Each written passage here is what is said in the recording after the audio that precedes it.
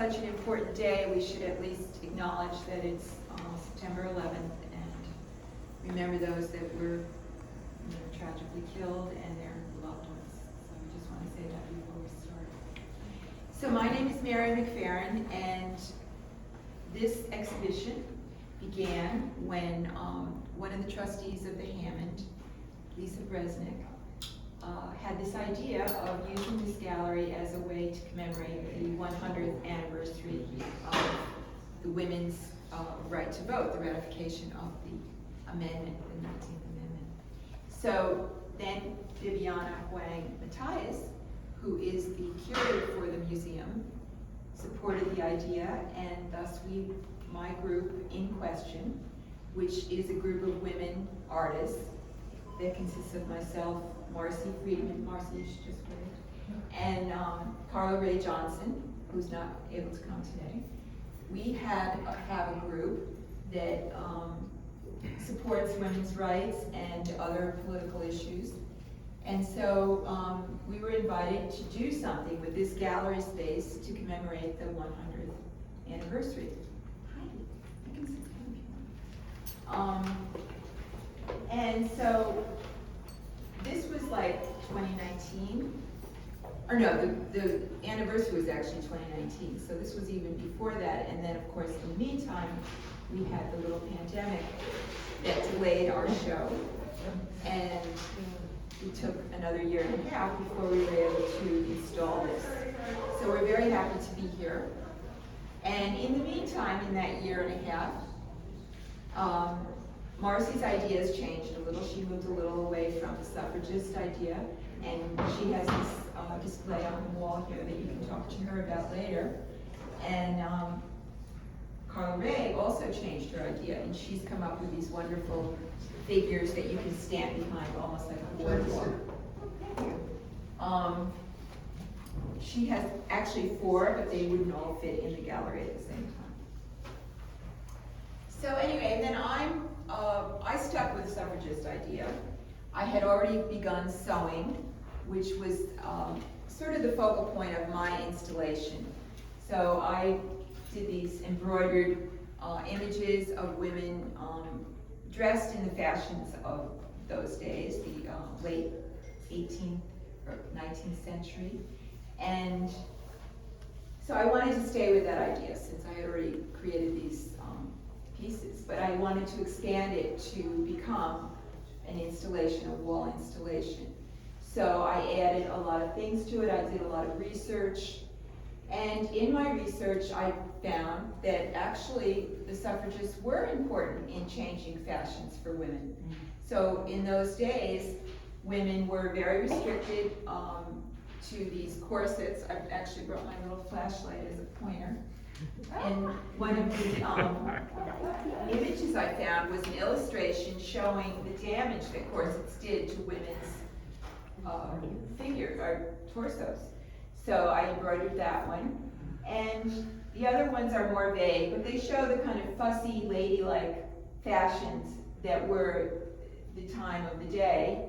And yet, here were these women dressed in these fussy clothes who were real revolutionaries and demanded change in our society. So I thought that was an interesting contrast, and that became sort of my, Dave, you can come in if you want. Theme for this exhibit. I thought, well, I want to set up this contrast between this fussy, ladylike look and these women who were really radical. They also influenced fashion in that they came up, one of them, Amelia Bloom, and I think I have that somewhere here, she came up with this style called bloomers. And this was another way of softening the style for women and allowing them to be more comfortable. So these were ways that the fashion did reflect the attitude toward women, which was extremely restrictive. Women were not allowed to own property, and especially if they were married. Everything was owned by the husband. The husband, in one of these sayings, it even says, the husband and wife are one, and that one is the husband. And that was basically the way it was. And women were, even if in rare case of divorce, women did not get custody of their own children. If they worked, they did not have rights to their own wages.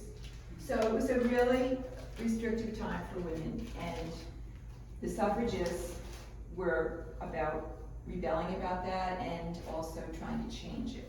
And they received a lot of backlash. They were punished. They were sometimes ostracized from their families. They, some cases, went to prison, and even force-fed. That's another one of my illustrations here, which is a really cruel and painful thing. They, especially in 1899, they would insert these tubes into women to force them to eat. So it was a very hard time.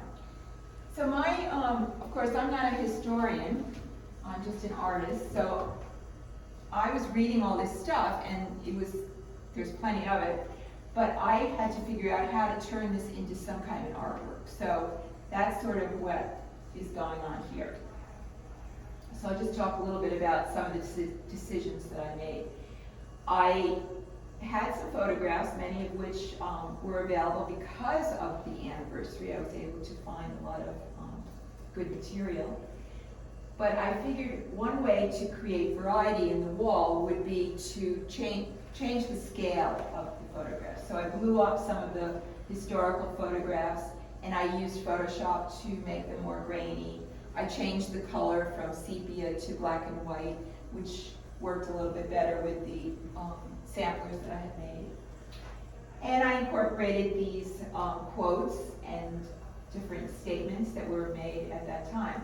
So, of course, this was pre-Madison Avenue, and there wasn't the great slick advertising that we come to associate with campaigns.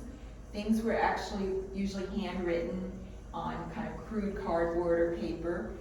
So I chose this technique of the black with the white writing on it because actually one of my grandmothers had left this photo album, and I was always intrigued by the way the paper was black and had this white ink, and she would write notes about her little photographs. So that's where I got the idea for the white on the black. I'll go over some of the other things. So the other thing about suffragists that I came to really appreciate was their use of symbolism. And the bluebird was used in Massachusetts. I think that was in 1912, that they put tin bluebirds all over Massachusetts, the state of Massachusetts, to campaign for women's rights.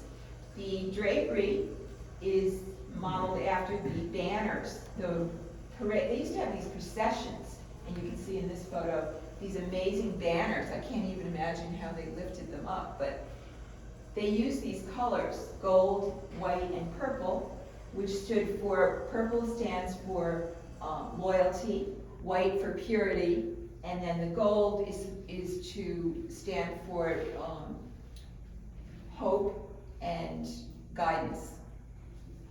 So I'm also a textile artist, so I love fabric, and I decided that would be a big centerpiece in this exhibit. Hi, there's a chair here, and then maybe there. Thank you. No, this is fine.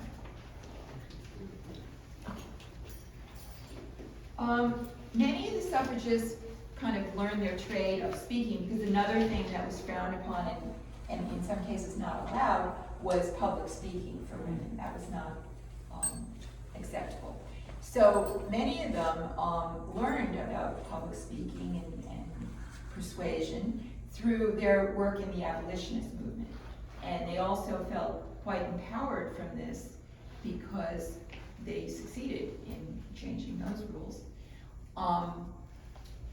So you'll see when I talk a little more about the persons represented here, you'll learn that many of them were abolitionists before they moved into suffragists.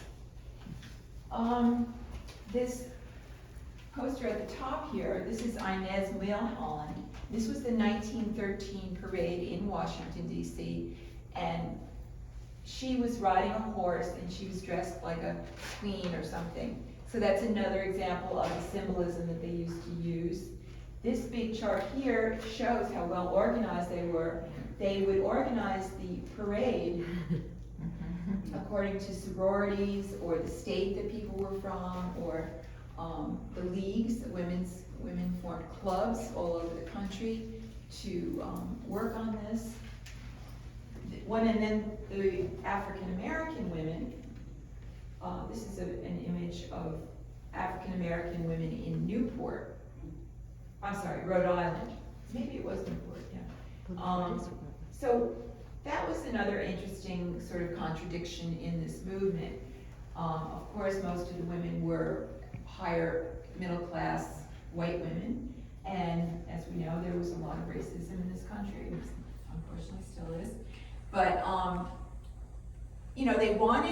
the black women offered a lot, and they needed their numbers, but they were afraid that the unpopularity of bringing black women into the movement would somehow hurt them, that it would be a harder thing to sell to the men. So, some women, pushed through and did continue to work with the white women, and others formed their own clubs and leagues. And their point of view was that, the black men did get the vote in with the 15th Amendment, but a lot of, there's a lot of pushback, especially in the South. They were not allowed to vote. So the black women thought if they could get the vote too, this would fortify all black people to be able to vote. And they saw it as adding to the power of the 15th Amendment.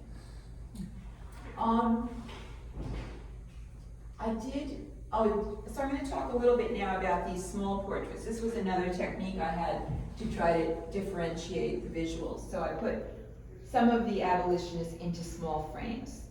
And I couldn't include all of them. But this ranges between 1793 and 1977. Alice Paul passed away in 1977. So I'll talk a little bit about some of those people. So Emily Dickinson, she lived from 1830 to 1886, and she mostly supported the movement through her verse. She was not a public person, but she was very much about equal rights for everyone. I'm going to just read you one of her poems. It's quite short. She used, in some cases, actually the verse reflects a lot of the suffragist kind of tone. So she says, the soul selects her own society, then shuts the door to her divine majority, present no more. Unmoved, she notes the chariots pausing at her low gate. Unmoved, an emperor be kneeling upon her mat. I've known her from an ample nation. Choose one, then close the valves of her attention like stone. Susan B. Anthony, next one down. You've probably heard of her. Many of us know she and Elizabeth Cady Stanton the best because they were so prolific, both as writers, speakers, and organizers. So Susan B. Anthony's 1820 to 1906, and in 1872, she was arrested for voting. She was tried and fined $100 for her crime. This made many people very angry and brought national attention to the suffrage movement. In 1876, she led a protest at the 1876 centennial of our nation's independence. She gave a speech, Declaration of Rights, written by Stanton and another suffragist, Matilda Jocelyn Gage. Elizabeth Cady Stanton, again, very prolific writer. She actually has an interesting background. Her father was a judge, and so she worked for and with him as a child and in his office. And that's when she discovered that women didn't have any legal rights. And she asked her father about it, and he basically challenged her to be one of the forces to change that. And she took it on and followed through. She was on her honeymoon in London to attend a World's Anti-Slavery Convention with her husband, and they wouldn't let any women in. So this really angered her, and she also met Lucretia Mott at this convention. And 8 years later, they worked together to form the first women's rights convention in the United States at Seneca Falls, which you probably all have heard of. She also authored the Declaration of Sentiments, which expanded on the Declaration of Independence by adding the word woman and women throughout the document. It called for social and legal changes to elevate women's place in society and listed 18 grievances, from the inability to control their wages and property or the difficulty in gaining custody in divorce to the lack of the right to vote. That same year, Stanton circulated petitions throughout New York to urge the New York Congress to pass the New York Married Women's Property Act. And she wrote 3 volumes of the History of Women's Suffrage with Matilda Jocelyn Gage. Lucretia Mott, you can see even in this image, you can tell it's a 1700 some time dress. And she was very much an abolitionist and a fighter for human rights. She argued ardently for women's rights as for black rights, including suffrage, education, and economic aid. She and her husband protested the passage of the Fugitive Slave Act of 1850 and helped an enslaved person escape from bondage. In 1866, she became the first president of the American Equal Rights Association. She also did protest against the 14th and 15th Amendment to the Constitution for granting the vote to black men, but not women. And that was another dividing point for the suffragists. Some of them did fight and felt that that was unfair. They had expected to be brought in at that point, so it was a big disappointment. Next person in line here is Zachala Saw, who is a Native American. Her American name was Gertrude Simmons Bonin, and she lived from 1877 to 1938. She hoped that Native people would be enfranchised through the help of women in America once they got the vote. The problem was that many Native Americans were not citizens of the United States at that time. So they had a sort of dual fight in order to become citizens, then they would also gain the right to vote. So she had pleaded with the suffragist people to include them and to help them become citizens. She also created a Department of Indian Welfare, and she traveled the country addressing women's clubs and calling on white women to use their newly found vote to help bring in Native American women. Sojourner Truth was a former slave, and she,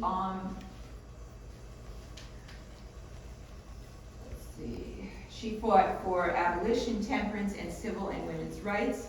Her Civil War work included advocating for black soldiers to join the Union Army. And for this work, she was invited to the White House to meet President Lincoln. Lucy Stone, 1818. She was a civil rights activist too. She, in 1857, she moved to a small farm in Orange, New Jersey. And when they served her tax bill, she refused to pay. And this became another like mini movement of no taxation without representation. So women all over started to refuse to pay their taxes. She also was the first woman in Massachusetts to earn a college degree, and she famously wrote her own marriage vows, which were more equal. The phrases were more equally based than normal marriage vows at that time, and she refused to take her husband's name. Fannie Barrier Williams, civil rights activist, founded the National League of Colored Women in 1893. She also faced racial prejudice in the group, but she pursued, and she was very good friends with Susan B. Anthony, and the only black woman to speak at Susan B. Anthony's funeral. Matilda Jocelyn Gage in Fayetteville, New York, 1826 to 1898. She actually was very interesting. She, living up there, she and actually I think Elizabeth Cady Stanton as well, became, friendly with the Native American Iroquois tribes that were up there. And in the Iroquois tribes, women are matriarchal, and they actually have more power than men. They do not become chiefs, but they sort of decide who does become chiefs. So these women, some people believe, were influenced in their ideas for women's equality from these tribes. And later, when the white suffrage group became more conservative, Matilda Jocelyn Gage dropped out. And unfortunately, it was then that many of her ideas were lost, including this idea of the tribal modeling and other progressive ideas. I think she actually revealed about women being trafficked in the United States. Harriet Tubman, she was the first American woman to serve in the military, and she went around the country sort of telling people stories about the Underground Railroad. She also had been a slave, of course, and Carla Ray has an image of her in her work. But she used all those stories to fortify the argument that women were as strong as men and as capable. You'll see if you read some of these quotes, that was another big issue. Women were frail and delicate and they couldn't do as much as men. Marion McLeod Balloon, she opened a school in Florida, in Daytona, Florida. She was she believed that education would help her people to, gain status and knowledge in the United States. And while she was doing this, she found out that the school boards who gave money to schools were, the white schools were getting a lot more money. So that's when she sort of realized that the ballot box was a way to gain power and fought for votes for women. The last person here is Alice Paul, and she lived from 1885 to 1977. She was very vocal. She was arrested 7 times, and she did endure the forced feeding in prison. But she continued to fight. She helped to secure the passage of the 19th Amendment, granting women the right to vote, and she authored the Equal Rights Amendment in 1923, which has yet to be adopted. So in conclusion, women fought for suffrage for 72 years, and that's just dating from the Seneca Falls Convention, which we know other stuff was happening before that. And that didn't occur till 1848. I mean, that was the Seneca Falls, and then the amendment passed in 1920, so that's a good 72 years. So many women lived, fought, and died before their vision of equality for the sexes was realized. So do you have any questions? That's the end of my little spiel. Yes? If you go back in history as far as we can, Yeah. were there more matriarchal societies early on? Or indigenous? Did you say?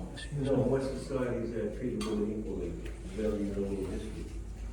Did this? I believe they did. I mean, I'm not a historian, but we know that in Africa, a lot of the societies were matriarchal. But we don't know what caused the shift. Yeah, the shift, right? Power to the white people. Western way. Money. I don't know. I just think they got hold of the power and they didn't share it. You can see it in religion. Right? Yeah, religion, that's See a good how- idea. Yeah, I mean, earlier. you go all the way back to the Sumerian records, and it's, the men were telling the women what to do then. So, I mean, in terms of European civilization and what it's arisen from, is, the records of some small tribal groups and everything, but in general, the large agricultural societies had already set up hierarchical structures that were, again, Yeah. women, not always did, and some of them women had property and some of them they didn't, Yeah. There's a lot written about these traditions and how ancient groups, some which were agricultural, revered goddesses, women were in power. I don't know as much about the power structure, but you can find it in art historical imagery. And then there are changes when you get into the monotheism and male figures. You can see it in Greek culture, the gods and goddesses that we know. And many of the goddesses had been preeminent, and lo and behold, they get a husband. The husband becomes Zeus, and the goddess, sort of demoted. There's a lot of history there. Was Yeah, there a poet, Sept, who was always offered embroideries, right? I mean, she was. She's an example. But, there's a lot of women who have written histories based on artifacts that are just fascinating because they can show you some of the all the over time. And By the way, Sarah has not been right up here. Her, so she's a great source. I do think there's a first time you said about the Bible. I mean, things right out of the Bible. Husband, wife are one, and that one is the husband. I mean, that's all Adam, Adam's rib theory. so what was your first name? We had other Before that. I'd like to comment on the word suffragists, because Oh, yeah, I don't get get around around that. that. I mean, suffragettes, it's just always I know, I didn't mean to say that. So the difference between suffragist and suffragette, the suffragette was a phrase, the Victorian suffragist, like majorette, or, it sort of demeaned their role, and for some reason in England, apparently, they did adopt suffragette, which they just weren't quite it. But in America, we say a little more suffragist. Did you have fun? Wait, one second. Oh, I was gonna say that I really appreciate the way that you brought in, the different perspectives and participation of people of color. And I am struck by the inherent contradiction of, all of the quotes of we need justice and we need rights and all the way women were But not for you. but not for you. So I appreciate that and the nod to indigenous tradition, because I think that's so important and we, don't learn about that in school. And then I wanted to ask about the shadows, if there was anything significant about Oh, the on the shadows. tapestries, on the, Yeah. Not really, just more of a design choice. I also meant to mention about the netting, the purple netting. Yeah. I think you can see that. So one of my sources was other exhibits, and I actually brought, if anybody wants to see this, New York State, which actually allowed women to vote 1 year sooner than the federal. They did a big exhibit in the museum in maybe 2018. And this is the catalog from that show, which is full of amazing information. And then there's this other exhibit just up north a little bit in Woodstock at the Baird Gallery. And that curator, her name is Carrie Federer, she, it was more of an artistic enterprise, but she painted some of the walls purple in the exhibit, and it was a great way to break up a lot of this kind of data information. So I didn't expect the Hammond to let me do that, and again, my fabric background, I thought, well, maybe this sort of veiling would work to just kind of break up the space a little. In some cases, things are behind the veiling, and in other cases, in front of. Yes. Most of the new western states allowed women to vote years before the national. Yes, good point. In fact, one of my things here is a little map. Suffrage was granted in Wyoming in 1869, Colorado 1893, 1894 in Idaho, 1896 Utah, 1910 Washington, 1911 California. So yeah, like so many things in the United States, the state power kicked in, and there was a variety of things going on. It makes sense too that they were also probably non-slave states. I mean, Yeah. they're more But forward it thinking. suggests that the western states were treating women equally before. Or that they had a different political agenda. Yeah. Right, As they needed women to As Or a indigenous descendant people. of Oregon pioneers, I will tell you that you didn't get very far into that endeavor if you didn't recognize that the woman next to you had your life in her hands as much as you had hers in yours. Yeah, as pioneers. As pioneers. Yeah. In fact, the first family that went out, as opposed to the first explorer guys that went out there, went out in 1850, and the father and his mother both died of cholera where Nebraska is now. And the mom, with 5 kids from age 17 to babe in arms, got them all the way to Oregon. I mean, it's a 10-page diary, a 10-page Yeah. story. But I have a bunch of stories, and I'm reminded of the I Ching line, "The perseverance of the woman furthers." In the 4 or 5 pioneer families that were related to me growing up. Yeah. Oh yeah, the Makes women. sense. It's interesting too. The women they held the respect. Yeah. The men did cool stuff, but the women ran the show, and there was nobody questioned it. Yeah. Well, I think that whole physical thing, that might be interesting too, and that's true with the black, women as well. They were very strong and they worked just as hard as the men, whereas for some reason white women, I mean, this isn't true of all white women, of course, but some of the upper middle classes, were able to, be waited on and such. Yes. 2 questions. One, how large a group of abolitionists were there in the suffragists?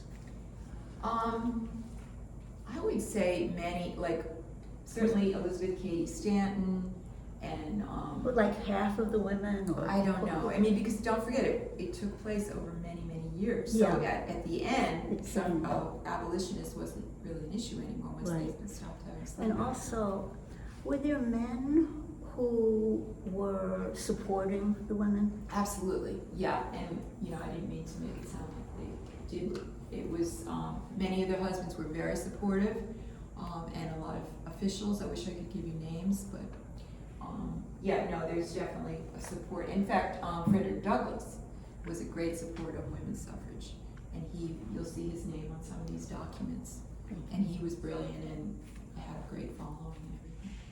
Yes, Martha? So I have a question about the ERA, and if you don't know, maybe somebody here does. Yeah. I was under the impression that a couple of years ago, and I can't remember the circumstances, there was hope that we finally would get enough states to ratify it. Do we know where that stands? I don't. Does anyone? I believe that it died. It had a certain amount of time that it had to happen in, and it didn't. Oh, really? And so we get to start, it's still written. The bill still exists. It's just that somebody's got to push it again. And it's not going to happen with this bunch of yahoos in the Senate, so. Well, I think that's an interesting example because, again, part of the reason that didn't go was because some women didn't want it. Correct. Just like some women didn't want the vote. And it had to do with for one thing, in maybe a positive sense, they were afraid to lose some of the protections that they had as women, and they were afraid that their children would be left with no money and stuff like that. And don't forget, women having jobs was not a regular thing at that time, so. But then there were just people who were afraid to lose that. I was just reading this morning, this one is vote no to women's suffrage, and one of the things was either women don't want it or they don't want to have sex. What? Suffrage. So, they were afraid of losing femininity in addition to material laws. And, men were quick to remind that they would. Any other comments? Just a technical question. It looks like these are antique fabrics that you created. These were muslin, which I tried to pick something that was very simple, and then just, the black thread. And the shaping on some of it is different. This one here, this is actually a cut-up card table cloth. And I was sort of interested in that square, but cut out, but It's nice. yeah. And I also like the buttons. Yeah. I like the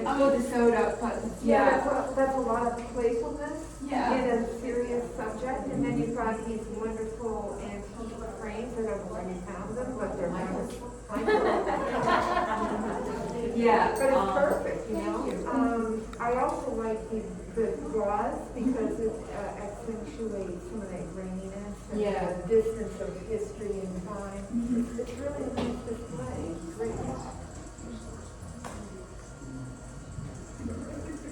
Well, thank you all for coming, and please stick around and talk to Marcy about her work too, and check out Sarah's birds. And we'll move Sarah Carla Reyes back into place so you can play with them.